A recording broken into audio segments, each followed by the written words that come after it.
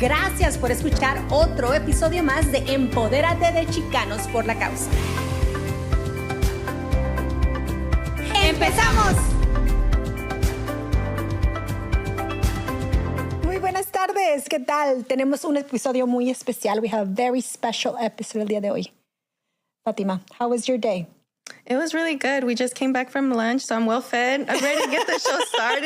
We have a very good guest today, La Morena. We're so excited to have you. Thank you. Lucinda La Morena Hinojos. Yes. Visual artist and muralist. It's such a pleasure having a superstar here with us today. Hey, I'm super excited to be here and just chat with y'all. You know, I have stories to tell, so I'm excited. Thank you for having me.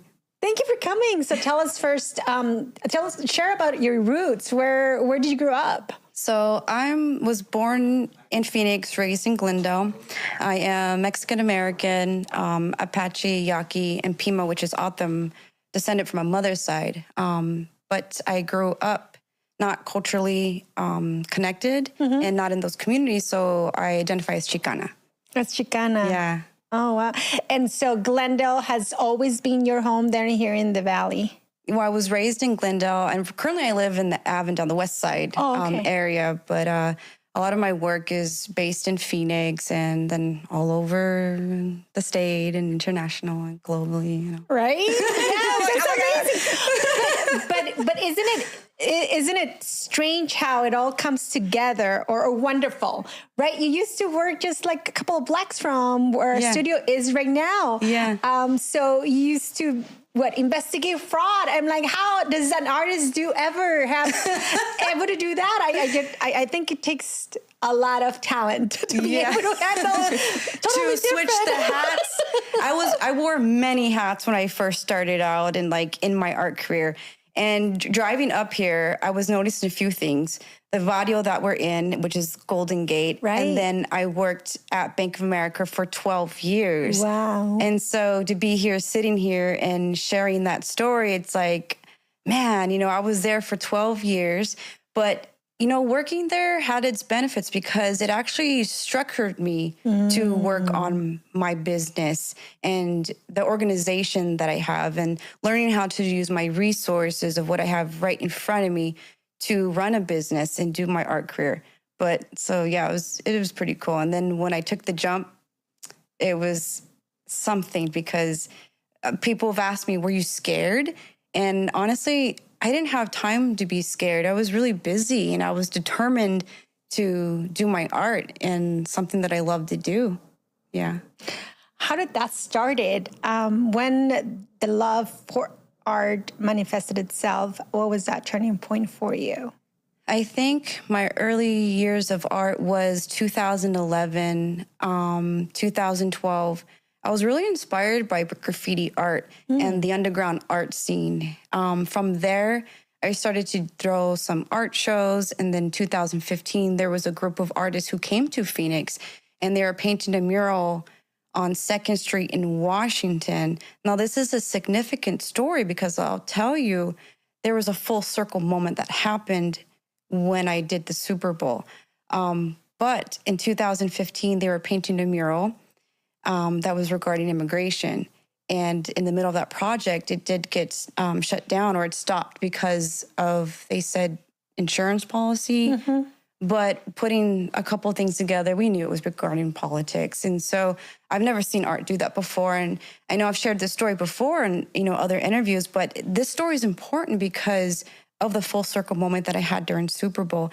And this moment actually inspired me culturally, awakened me spiritually, politically, because the impact that mural had was after they canceled us, the artists were about to go back home, but I was able to get them another wall in the Grand Avenue Art District. And when we did that and we painted that second wall, community came out, journalists came out, other artists came out, and we just had a really good time. But I was like, wow, I'd never seen that happen. And not only that, it changed my perspective. It taught me things about the issue.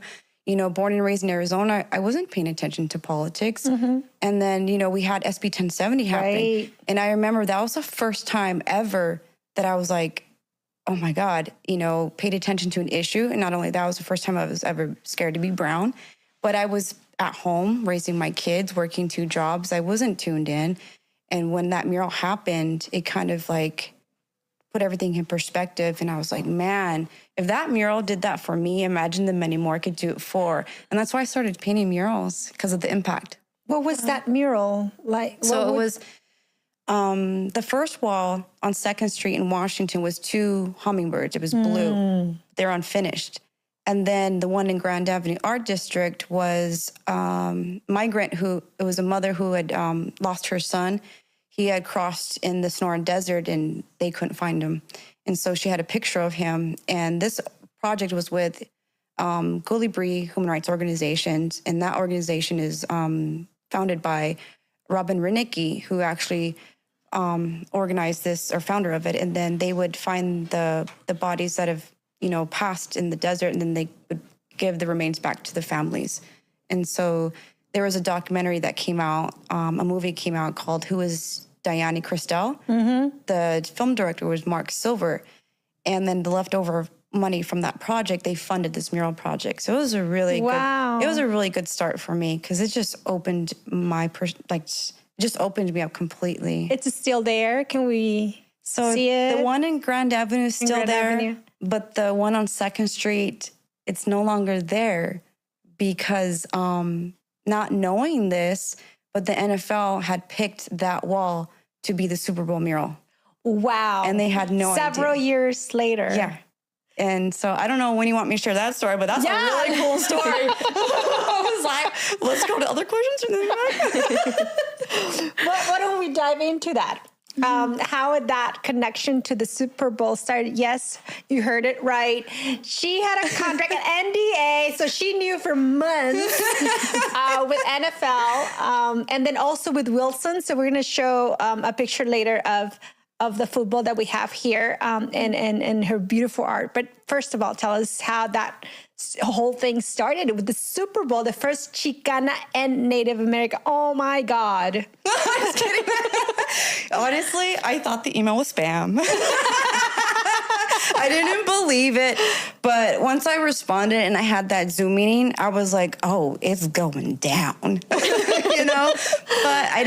I wasn't like notified right away that I got it. What the process was, they reached out. They had I spoke to Stephanie from the arts project team for the NFL, and she had suggested, or she had let me know that I was one of several artists, and they would like for me to send a proposal. And I was like, okay, we only had like a day and a half to do it. And so I sent my proposal in, put my prayers out, and then they said they wanted to meet with me.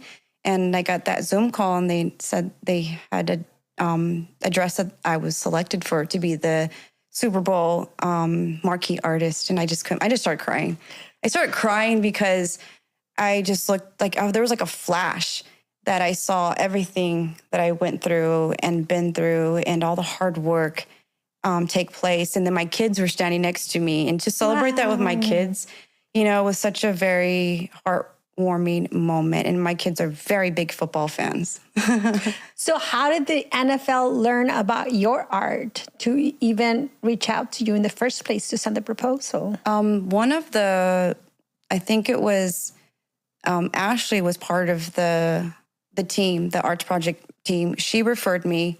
It was a friend of hers, and that referred her to Ashley. And I really think it was my friend, Queen Naja. She's actually Lone Wolf. She's actually Indigenous. She's African-American, and then Lakota from her mother's side. And I don't want to mess up her name, but her mother was a very big, influential person in Arizona. And so, which is crazy because, we've had, Queen has actually been a very inspirational person to me. And I've learned from her just from over the years. And so when I found that out, I was really emotional, and that meant a lot to me, so I was really proud. And so, yeah. That's amazing. When you said you learned from her, what do you feel like was what stood out to you the most? She advocates for Indigenous people. She's very strong, resilient, and powerful woman. And very that sisterhood. She likes to, like, she has your back, you know, and she's always speaking up and addressing certain issues for Native people. So, yeah. Do you think about her when you do other murals, like, that are, like, advocating for social issues? Yeah. Well, she's actually, during the Super Bowl, I had actually reached out for some mentorship because it was really a big responsibility that I did not expect or even prepare for. You only had a day and a half. Yeah, well, For the proposal. For the proposal, yeah. But for the whole experience, I just didn't know what I was getting into. And so it just happened so fast.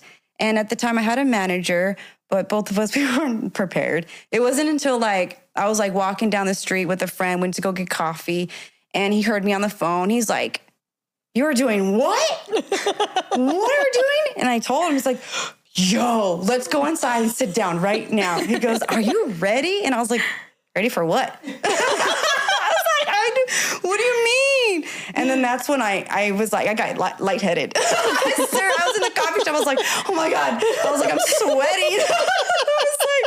And so that's when I had to sit down with my manager, and we're just like, "Yo, this is going to be big." And he's like, "I know." I was like, "Well, what did you tell me?" He's like, "I've been trying to tell you." And I was like, "Oh my God." And so I did the best I could, you know, and I do feel that I did the best I could. And when they announced it on January 10th,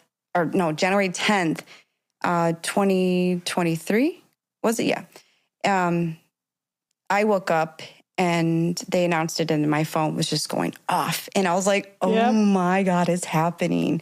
And before this, I had to keep it a secret for about, 6 to 8 months, I think it was. Oh my goodness. And the plan was to only do a digital image for the ticket. We went on that design, man, we went back 22 times. It was a very intense project. I learned so much from it. But it was also very hard because you're not able to reach out to your mentors, you know, and talk or get advice, or am I doing this right? And not only that, I was trying to be culturally sensitive. Yes. It showed. For Native people and for Mexicans and Chicanos. And I was trying to be inclusive and make it represent all of us, right? But so it was really hard. And so we went back 22 times. It went from pencil to digital. And the crazy part is we had 8 days to print. And they had told me, "Lucinda, so the director has, we want to have a Zoom. We have to talk about the project." And I was like, "Oh my God, am I getting fired?" Because I'm not a digital artist. My element is painting and murals. Right. And so I was struggling. I was praying. But the colors and everything was coming together. So it was getting them really excited. And they had told me, they're like, "We want to let you know you are in the right direction." And she said, "When you sent us those digital images, everyone from the office got up to run to the desk to see your design. And everyone was getting so excited." And I was like, "Good, because of the colors." That she is also wearing today. I love it. And so when we had that Zoom meeting, they said, "We have a change in project." I was like, "Oh my God, what?" and Stephanie said, the director loves what you're doing in your digital design, but he wants us to put you in your element and have you paint it." And I said, "What? Come again?" Because when I paint, they know this. They know that when I paint something, I usually take about a month or so. We had 8 days to print. 8 days. Wow. And so they wanted me to do this painting in 8 days. And I was like, and you could see that I almost had a panic attack and my face got all pale. But Stephanie from the NFL, she's like, "But wait. I have something to share with you." And I said, "Okay." She said, "I'm going to tell you, I panicked yesterday. I had an anxiety attack yesterday when they told me they changed the project." She goes, "I ran outside in New York to get some air." And she said, when I'm sitting there on the bus, she's like, you know, she's like, "Did we make the right decision?" And she's questioning everything. And she's like, "Oh my God, can we do it?" When she's sitting there, all of a sudden she heard a flutter by her. And when she looked, it was a hummingbird. And she goes, and she said, when she saw that hummingbird, she knew that everything was going to be okay. So she shared that story with me. And when she shared that with me, I felt everything, and I knew everything was going to be okay. And I told her, that is validation that my ancestors are talking to you, because at the beginning, they weren't so sure about having the hummingbird in the design. And I had to explain to them why it's important for me to have this element in the piece. And they had just received their validation. And throughout this whole experience, there were so many moments like that, synchronicities, full circle moments that continued to happen through this project. So I knew that there was a bigger purpose in itself on why it was happening, and it was designed to happen. And so that gave me reassurance, like, I can do this, you know, and that this is here and that everything was going to be okay. And another crazy story about the hummingbird is, like, after I started painting, I was working on, I didn't even actually paint this painting in my studio. I didn't have a studio at the time or at my house. I had to do it at an Airbnb because secret. It was a secret. And so none of my kids could see it, you know? And so when I had to work on that painting, it was really tough because it's like you're in this box and you're dealing with all your emotions by yourself. So it got really hard, but also exciting at the same time. But you're pushing your limits. And so I learned a lot as an artist, as a painter. I learned a lot about myself. And it was crazy because I feel like sometimes this should be a movie, what happened. And during the middle of the painting, I did have a videographer that was filming. And so there was a moment, and I don't think Stephanie knows this, but I'm going to say it. I was struggling with the painting, and the painting started peeling. And I was like, what is happening? Man. And I was trying to, I peeled it off, and I was like, there's like this thing. And I was like, and I sanded it. I tried everything, and I was working on it for 3 days. And then I was like, I don't know, but you know what? I got to take this painting outside. I was like, I'm going to take it outside. And I picked up some spray cans, and I told the videographer, Maddie, and I was like, look, let's just go outside. Let's just go outside. He's like, okay. So he went outside, and I held the cans, and I just looked up, and I said, I'm going to need help, ancestors. I was like, loved ones. I was like, I'm going to pray right now. I was like, just give me a sign. Give me a sign if this is what I should do. And so I kid you not, another hummingbird comes in, and we're like, what? And it comes in, it's all dancing like this. And the videographer had the camera. He's like, no way. And he films the hummingbird. I said, that's it. I'm doing it. So I went with a spray can, and it was fixed like that. And I was like, wow. Oh my God. He goes, and the videographer, Matt, he was like, yo, he's like, you just fixed it in 3 seconds, and you're working on that for 3 days. I go, shut up, Maddie. Shut up. So for those that may not know, tell us about the history and the symbolism in our cultures, what the hummingbird means, colibrillo, chuparrosa for some. Yeah. So to me, in both like my Mexican and Mexican-American culture and my native, I learned from my Apache side that they are light workers, messengers. And then from the Aztec Mexica side is like we've known them. There's, a deity called the Huitzilopochtli. And when the warriors would fall, they would reincarnate to a hummingbird. Mm-hmm. And so I believe that, when you've lost a loved one, the hummingbird would come back as, their loved one would come back as a hummingbird. And so if you ever notice a hummingbird trying to get your attention or they're really close to you, just know that's a loved one saying hello. And so I've always loved, and I don't care how many times I see the hummingbird, I get so excited. And I'm like, I'm such a hummingbird whisperer. I'm like, oh yeah. It's true. It's true.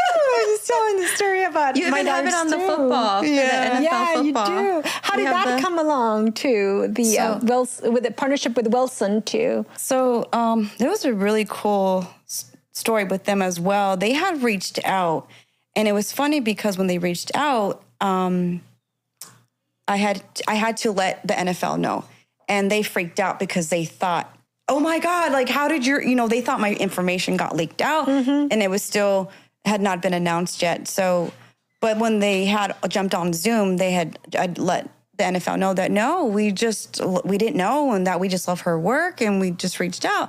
And so it was really cool. It worked out because, you know, I was able to take some of the elements from the painting and put them into football. And so it really went, you know, well with each other. And so we did 50 of the yellow laces, and that was at the NFL Experience. And it was really cool because those sold out really quick.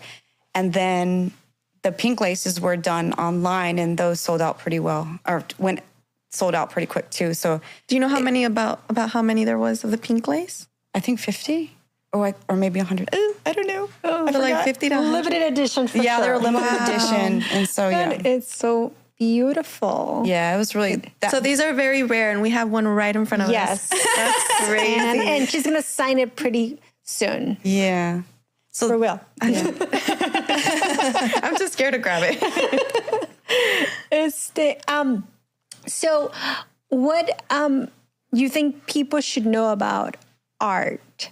It has certainly changed your life and your perspective, but there is also negative connotations and barriers that you face because you've chosen this path, or when you doubted yourself that this should be the path, and there was that turning point from living a safe job into venture on your own with the passion that art brings in you and your family. Yeah, there was many obstacles and hardships that I went through, but I've always been a person of determination and a survivor, and someone to just keep going no matter how hard it is. You just keep going. And a lot of it has to also do with like my faith, and now my culture. My art has actually reconnected me to my culture. So I wasn't raised in, you know, culturally on my native side. You know, I remember when I was little, I remember things, but it wasn't like taught to me. And so it wasn't until I started painting, my grandmother started to recognize things that I was doing. And so it opened up her stories, and she just started sharing with me. And I was like, what? I'm what? Because as a kid, I was made fun of for being Native. And I was like, I'm not Native. And then growing up, I would identify, or in my 20s, I would identify as Mexicans. And then I was told, you're not Mexican. And I'm like, what the heck am I? So I had this like identity crisis growing up, and I didn't know who I was and where I came from. But when I started painting, it guided me into these communities that have been accepted, and I've been learning so much. And, you know, and it's just been a beautiful thing, because it's like when you reconnect, it's like you found this lost family member that's been missing for such a long time. And so it's beautiful. It's very emotional, and it's sensitive, but it's also like very like healing, you know, very healing for me.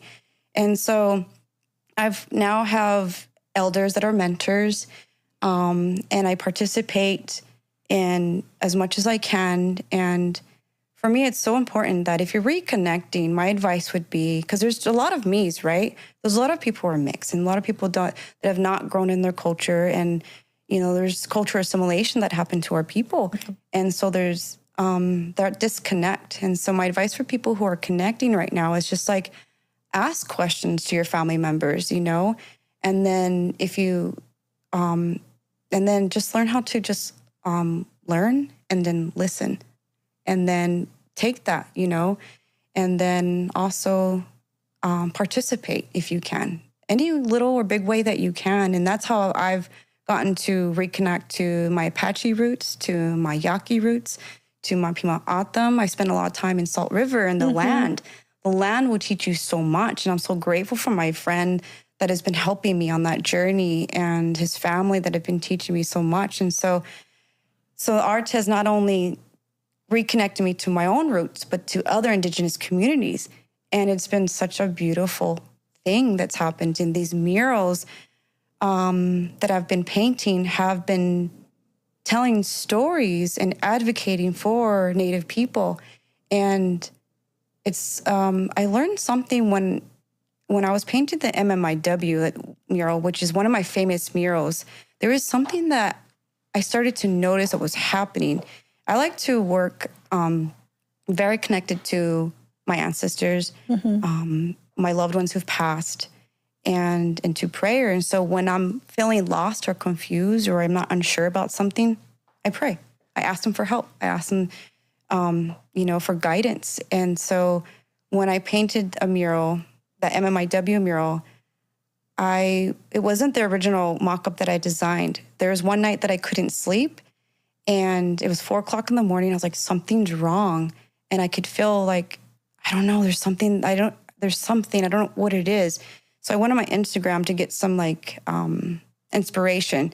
And then that's when I saw the image of Jordan Marie, who is an Indigenous cross-country runner, and she had the red hat in her face. Wow. So when I painted that, or when I saw that, I saw the image in my head, and I was like, oh my gosh, I couldn't sleep. So, because I was so excited. Mm-hmm. But when I saw that image, I took my friend Monique's niece to the studio, and we draped in her grandmother's ceremony, or a blanket that she got in ceremony. And I put the red hand on her face, put the bandana because she's also Chicana and Dene. Mm-hmm. And so when I saw her in the studio, I got goosebumps because I was like, ooh, something's about to happen, but I don't know what. So I painted that mural. I did it in 5 days. I finished it on May 3rd. The MMIW Awareness Women's Conference was May 4th, and the MMIW Awareness Day was May 5th at the state capitol, and I had no idea. Wow. So I had no idea, and I freaked out. I was like, what? So I was able to go to state capitol and was like, I saw everyone wearing their ribbon skirts and their red shirts, and I was like, oh, and it was like synchronicities. Right. So it was like designed to happen. And when I posted it, that mural went viral. It reached over 50,000 people in a few days, became globally known within a couple weeks, and still continues to advocate on its own to this day. And so this gift, it's like, I don't see myself as anyone special. I just tapped in and I know how to work with this, the talent, and work with my loved ones who have passed. And then, prayers and guidance, and taking that and accepting this role, stepping up to this role, mm-hmm. and, being on this path and this journey and doing this work, right? Because all these other communities I've been going into, I've been learning not only about myself, but learning about their culture, their creation stories, their protocols, and what's going on in their communities. And so, like, for example, I was in Montana painting in Blackfeet territory. I painted my friend who's Blackfoot on the Canadian side. Mm-hmm. And when I painted that mural, there was Blackfeet elder who walked out, and he said, this mural gives me hope. Oh. And I just started crying. Wow. And that, hope is an antidote to depression, to mental illness, into the spirit, right? And so I was like, wow, and so this is one of the main reasons is why I paint these murals. It's a legacy. You're leaving that behind, and it's taking you, to travel around the country internationally. Mm-hmm. So you're a global superstar, and I'm sure that you're recognized at home as well. That's one. We were talking about that earlier. My babies, my kids. So do they know this yet? Has it sink in how famous you are and worldly recognized? You know what? My kids have been around some pretty cool people all their life, like since I started art, and I'm like, do my kids know? Just know? Just Google my name. Yeah, Google your mom's name and tell your friends. Can your mom do this? Is your mom on here? No, I'm just kidding. But I think it was when they were sitting inside the Super Bowl, mm-hmm. When they're sitting at the game, when they kind of realized, okay. Oh, no, you know what? When we went to the NFL honors, and I took my son, Nathaniel, and he met his favorite player, CeeDee Lamb. And my son was literally shaking. Wow. And we were getting a drink, and my son looks up, and he's like, Mom, Mom. And he was shaking. I go, what? And I don't really know the players. And so my son was my guide. He was shaking it up with them all night. They're showing his bling. I was like, dang. That was pretty cool. But he met CeeDee Lamb, and we chatted with CeeDee Lamb, and he showed CeeDee my ticket, the ticket I designed, and he's like, you did that. He's like, you did that. And he gave me a hug, and he's like, yo, he hugged my mom. It was so cool. You're right. So it was awesome. It was like the best feeling in the world that you can do that for your kids, right? Because growing up, I was a single mom, and they played Pop Warner, but I could not afford their fees. And so I really struggled. And so that's kind of the reason why I started art, because I needed a side hustle to make extra income, not knowing that I was going to be hired by the NFL years later. Wow. It's amazing. I guess like your journey is really inspiring for like aspiring artists. And it's interesting how it started off as a side hustle to now like your full-time job. Yeah. I guess like what would be your tips for aspiring artists that want to, you know, get to the level that you are? I would say if you're just starting out, have it as your passion, a hobby, and like do it for fun. Mm-hmm. And then because if you think about it, just doing it for fun, it takes all the stress off of you, and you're enjoying what you're doing. And then it's going to build as the years go, as the year or months go, then you'll be able to start, you know, thinking more outside the box as a business. Because honestly, I was just having fun, you know, doing something that I love. And it really didn't get serious for me until I did the Super Bowl. And I was like, dang, I gotta get my LLC? I gotta do taxes like this? Like what? And then you're gonna promote your art. You gotta do your bookkeeping and accounting. I'm like, oh my God. You gotta run your own store. Oh my God, I just wanna do art. So it gets really hard. So I think in the beginning, just have fun. Yeah. Have fun. Because then you get to get your style, and you just like, there's no like pressure. There's no pressure. And that's what I would say for my advice on early aspiring artists who are just starting out. Yeah. And then once they get to that level where they're starting to get these like gigs, I guess, how do you deal with that pressure? Especially having to, you said you had a day and a half to do a proposal for a big company like the NFL. How was that? Like, how did you deal with that? It was like, dang, it was stressful. I'm not going to sugarcoat it. It can get stressful. But I like to say that I do have structure. I like to be organized. Like I have a morning routine that I do, and I'm very disciplined. And there's some times where I'm not disciplined. But for me, it's like, you know, there's things that I do in my life to not get a burnout and to stay up to speed with everything, from like, you know, exercising, what I eat, taking time, like not working Saturdays and Sundays, to be with my family so I can get that recharge, being out on the land, a recharge, so that I can come back and be 100% and do the work that I'm doing. So taking care of your spirit and taking care of your physical body so that you can stay up with the busyness, because we can get caught up in this fast-paced life. And if you don't slow down, you will get a burnout. And when you get a burnout, that could really cause like illnesses that have been like asleep. How do you call it? Like have been like for example, that haven't been, I would say they're asleep, and then they come out because you're stressed.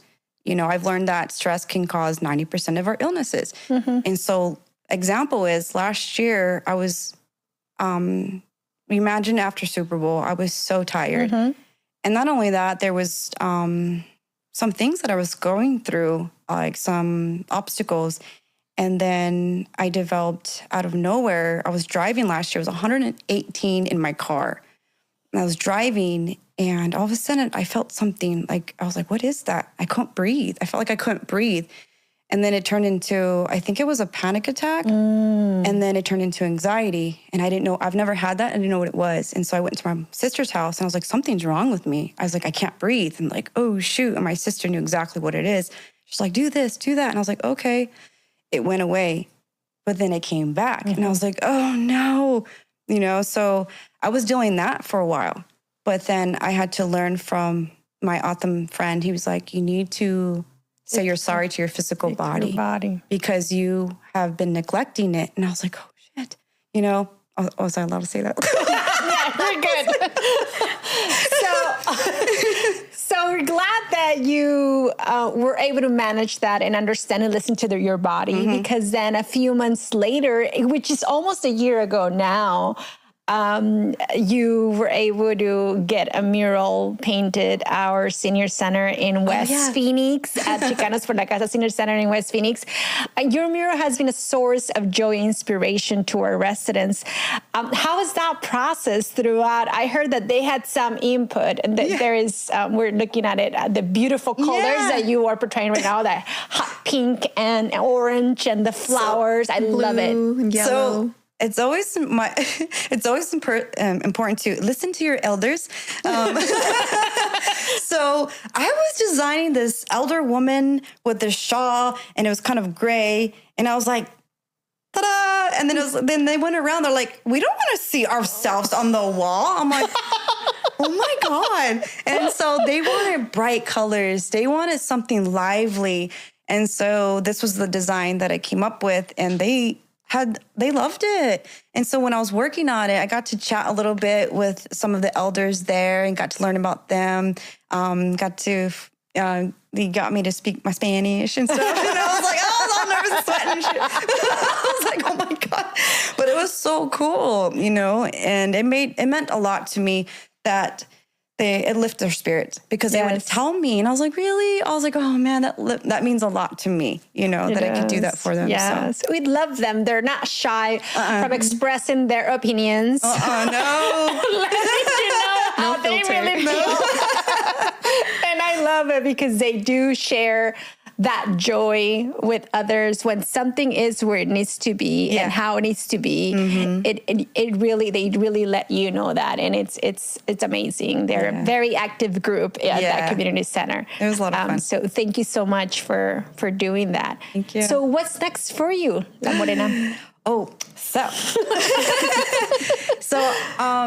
I have a really cool project that's coming up, which is dear to my heart, and I almost started crying because some of my inspirations, like people that I've looked up to, there's a couple. One is Dolores Huerta, who I got to meet not too long ago, and I started crying. And then Cesar Chavez, and also an elder named Windsor Nosey from the Apache Stronghold family out there in San Carlos. But the Cesar Chavez Foundation reached out, the president of the new president of Cesar Chavez Foundation, they reached out that they have a new property out in Glendale that they want a mural for. And so, I got that Zoom call. I had to write a proposal, and then they let me know that I got it. And I started crying because and it means so much to me because, I didn't start identifying as Chicano until I got older. And I learned so much about the Chicano movement, what it means to be Chicano. And that's where I felt most comfortable in, that people grew up like me. Like, they were taking peanut butter and jelly and burritos to school. You know what I mean? Like, I was like, oh, shit. And it's normal. That's the way, that's why we know. You know what I mean? And so, then I learned about the United Farm Workers and all that. And I was really inspired by Cesar Chavez and the movement, and then I learned about Dolores Huerta, and they just really, still to this day, I'll think like when something happens, I'm like, oh, what Dolores do? Like things like that. And so I'm really excited. And the other day I got a box in the mail from them, like to help me start working on the mock-up. And I was like, oh my God, like it was a book, it was stickers, it was photos. I get to look at photos. And I'm like, this is so cool. Like, man, to paint someone like Cesar Chavez just like, it was a dream. This is a dream project for me. So I'm really excited. So yeah. That's so beautiful. We can't wait to see it. So before we go, I wanted you to come back and take us to the full circle story that you were talking about earlier. That mural that it was not able to be completed with the hummingbirds at that time a few years ago. And then you came back with that amazing mural now supported by a bigger organization in that case, but the platform that you had to really show what our culture is all about. Yeah, so this is a really interesting story. That wall is the same wall that changed my life forever, which I shared earlier. When Stephanie had told me, she's like, we're looking at several walls. And then they finally came to a decision. And I was like, oh, cool. Which one? And because she was like, we found one. I was like, oh, really? Which one? And she's like, it's on 2nd Street in Washington. I was like, what? I was like, no way. You got the insurance for it? Yeah. Waited. That's what they told us. That's what you were told before. And so I couldn't believe, I told her, I said, Stephanie, I was like, that's the mural that changed my life forever. She's like, oh, no way. She was like, no way. And I go, that is crazy. And so crazy thing is like, even the mural, there was a mural before with those 2 hummingbirds in 2015 that also the project fell through as well. And so it was like 2 times projects fell through on that same wall. The 3rd time, it almost didn't get completed either because there was insurance things. There's things that were obstacles that were coming up that were putting some barriers up. But, you know, what I did, and before I paint any mural, I do have like an elder or medicine man or woman and come out and we circle up and I have them do like a blessing for us to help with the process of the mural because there's just certain things that happen that I don't know why I started doing this, but I've been doing it every single mural that I've done. And so when we started, and first of all, I just wanted to give a shout out to the team because it was like, it was awesome because I was able to pick other 8 Indigenous artists, mostly women, which has never been done before in NFL history. And it was pretty chingona of us to do that, right? Yeah. And so, man, we worked so hard. But it was 22 days on that mural. But when we started sketching out the design on the wall, we used 2 big projectors from across a couple buildings down to zoom it up, and that's how we did it. When we're done sketching it, we went across the street and we're looking up, and we saw one of my friends named Randy. He was just like, yo, he goes, look. He goes, the hummingbirds are back up there. And I was like, wait, what? I didn't even realize what just happened or what I did. But I did, we did, if you look at the mural, there's 2 hummingbirds back up there, but this time they're completed. So full circle, we've got the hummingbirds back up there and it's been completed. So it was a beautiful project. Not gonna lie, it was very hard. It was intense. 22 days. The wall is 9,500 square feet. It was cold. It was windy. But after it was, the picture was dropped, we got so much love and support. So yeah, it's beautiful. Yeah, and it's a Phoenix pride for sure. Yeah. So thank you for sharing your art with the rest of the world, and then also coming back and really giving that the full circle that it needed to. And it's just beautiful. And then the hummingbirds that surround you and that will continue to surround you forever, sending you those beautiful messages. Thank you for being a Latina, for being Native American, for being Chicana wherever you go, and make sure that our culture is well represented. Yeah. Thank you. Well, it's a pleasure having you today. Thank you for taking the time. I know it was a long time coming with all the busy schedule that you have now, traveling to Bluff, Utah, and New York, and everywhere else in between, and then being a mom, and now being a nana. I was like, Nana Morena? I don't know. Mama Morena. So thank you so much. Thank you. It's been a pleasure. Thank you for sharing the space, the time with us. And we'll hope to see you next time with your new projects and your store. Yeah. That's all we have for today. Okay, thank you. We'll see you next time. En Chicanos por la Causa